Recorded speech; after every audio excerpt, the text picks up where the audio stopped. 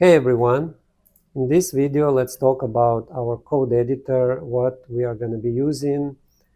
We will be using Visual Studio Code. This one I think is the most popular editor that everyone is using right now. You can of course use anything else.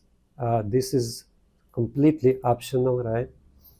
But just for this course I'm going to be using Visual Studio Code or VS Code. So just go ahead and download it, install it on your machine, and for the setup, there's nothing special here.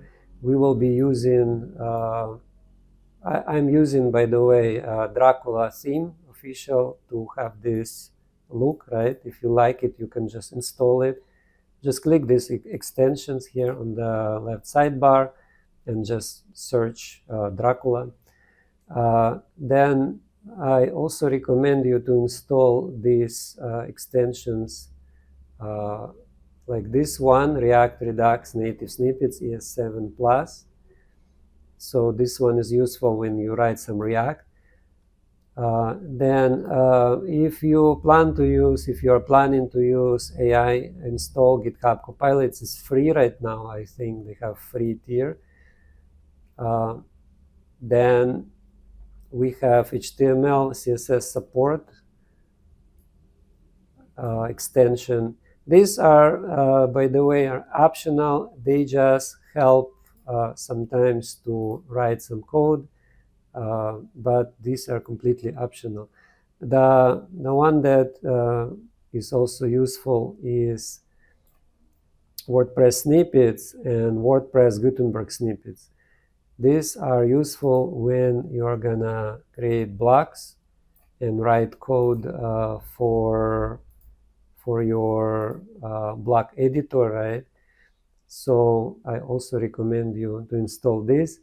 And the rest are optional. So these are the most important. Just install it.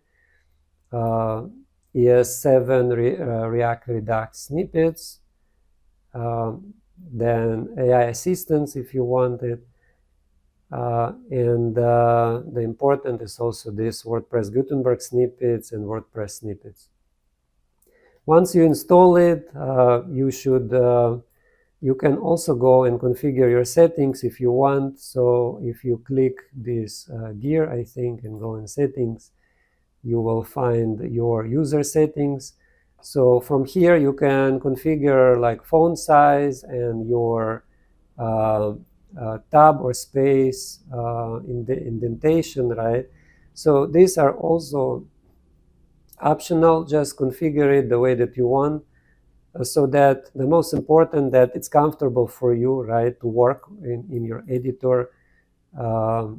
So you feel more motivated and more excited to every time you sit and open your code editor, because we are going to be spending a lot of time coding some stuff. So just install this and install these extensions and you are good to go. In the next videos, we'll talk about setup of other tools in order for us to proceed with block development. So hope you enjoy it, and I'll see you in the next lesson.